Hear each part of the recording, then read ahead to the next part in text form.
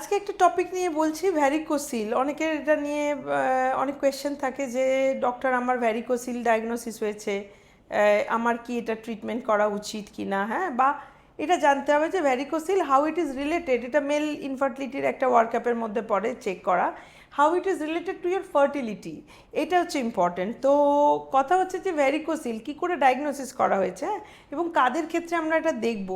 এখন রুটিনলি সবাই যারা আসছে ইনফার্টিলিটি কাপল, তাদের সবাইকে যে আমরা চেক করছি ফর ভ্যারিকোসিল না। ফার্স্ট থিং, ছেলেদের জন্য যেটা আমরা চেক করি সেটা হচ্ছে তার সিমেন কাউন্ট। যদি সিমেন কাউন্ট ভালো থাকে তাহলে we go by that with some other routine test. But যদি সিমেন কাউন্টে আমরা কম দেখি, প্রবলেম দেখি, হয় কনসেন্ট্রেশনে প্রবলেম, টোটাল কাউন্টে প্রবলেম, মোটিলিটিতে প্রবলেম, মরফোলজিতে প্রবলেম, তখন আমরা ভাবতে শুরু করি কী কী কারণে এটা হতে পারে। তার একটা ওয়ার্কআপের মধ্যে অফকোর্স এই ভ্যারিকোসিল প্রবলেমটা আসে, যাদের ক্ষেত্রে আমরা কাউন্ট কম পাই। তখন আমরা তাকে বলি যে আমরা এক্সটার্নাল জেনিটালি একবার এক্সামিন করে দেখি যে তার কোনো ভ্যারিকোসিল আছে কি না। এরপরে তাকে আলট্রাসাউন্ডে পাঠানো হয় টু ডায়াগনোস ইট। তো এবার দেখছি ভ্যারিকোসিলের অনেকগুলো গ্রেড হয়, হ্যাঁ, 1 থেকে 4 গ্রেডিং হয়। গ্রেড 1 ভ্যারিকোসিল ভেরি মাইল্ড, তো বলা হয় যে ইউজুয়ালি যত এভিডেন্স আছে গ্রেড 1 বা গ্রেড 2 ভ্যারিকোসিলের জন্য কোনো ট্রিটমেন্ট লাগে না। কেন ভ্যারিকোসিল নিয়ে কেন আমরা কথা বলি? ভ্যারিকোসিল মানে এই যে স্ক্রোটাল স্যাক যার মধ্যে টেস্টিসটা থাকে, তার আশেপাশে এই যখন মানে টেস্টিস থেকে যে একটা নালি বেরোয়, তার সাথে কি থাকে, শুধু নালিটা যে স্পাম নিয়ে আসছে টেস্টিস থেকে সেই নালিটাই রয়েছে, যাকে ভাস ডিফারেন্স বলে, সেটা না। তার সাথে অনেক একটা ভ্যাসকুলার প্লেক্সাস বলি, যাকে বলে প্যাম্পিনিফর্ম প্লেক্সাস। তো এই একটা ভেসেলের প্লেক্সাস থাকে আর নার্ভস থাকে intimately related to this vas deferens. তো এই পুরো স্ট্রাকচারটাকে যদি নর্মাল না থাকে তাহলে মুশকিল হয় যে স্পাম প্রোডাকশান এবং স্পামের ফাংশানে। তো এই যে এটা তো নর্মালি ভেসেলটা থাকবে, কারুর ক্ষেত্রে এই ভেসেলসগুলো খুব ডাইলেটেড হয়ে যায়। এটার এক্সাম্পল যেমন কারুর দেখেছেন পায়ের মধ্যে ব্লাড ভেসেলসগুলো খুব ডাইলেটেড এবং খুব টর্চুয়াস ব্যাকা ব্যাকা ভেসেল দেখা যায়, তাকে বলে ভ্যারিকোস ভেন। ওই সেম থিং যদি টেস্টিসের থেকে যে প্যাম্পিনিফর্ম প্লেক্সাস ভেসেলস, সেগুলো যদি খুব মোটা মোটা হয়ে যায় ভেসেলগুলো এবং আরও টর্চুয়াস হয়ে যায়, তো তাকে বলা হয় ভ্যারিকোসিল।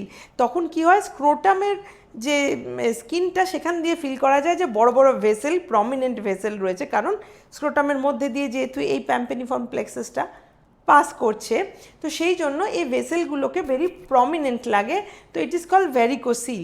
তো ভ্যারিকোসিল কি হয় না, এক্সামিনেশন করে, যে ইউজুয়ালি যদি অপারেশন লাগে জেনারেল সার্জনরা এটা অপারেশন করে। কাদের ক্ষেত্রে লাগে? যাদের ক্ষেত্রে ভেরি প্রমিনেন্ট প্রবলেম করছে এবং গ্রেড 3 গ্রেড 4 ভ্যারিকোসিল, যেখানে স্পাম কাউন্টও কমে যাচ্ছে, তাদের ক্ষেত্রেও ভ্যারিকোসিলের অপারেশন করলে ইমপ্রুভ করে। কেন এটার প্রবলেমটা কী হয়, যখন বেশি ভেসেল ব্লাড ফ্লো যায় এবং ভেসেলগুলো এত প্রমিনেন্ট, কী হয়, স্পার্মের প্রোডাকশানের যে আইডিয়াল যে টেম্পারেচারটা লাগে, যার জন্য স্ক্রোটাল স্যাকের মধ্যে টেস্টিসটা থাকে, যে বডির কোর টেম্পারেচার চাইতে ওইখানকার টেম্পারেচারটা কম থাকবে, তাহলে স্পাম প্রোডাকশান ভালো হবে।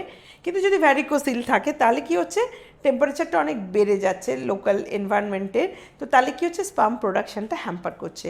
তো ইন দ্যাট কেস এটার ম্যানেজমেন্ট লাগে। কিন্তু কোথায়, যেখানে আমরা বলি গ্রেড 3 গ্রেড 4, এক্সামিনেশনেও বোঝা যায় যেটা খুব অবভিয়াসলি, অথবা আলট্রাসাউন্ডে তো বোঝাই যায়।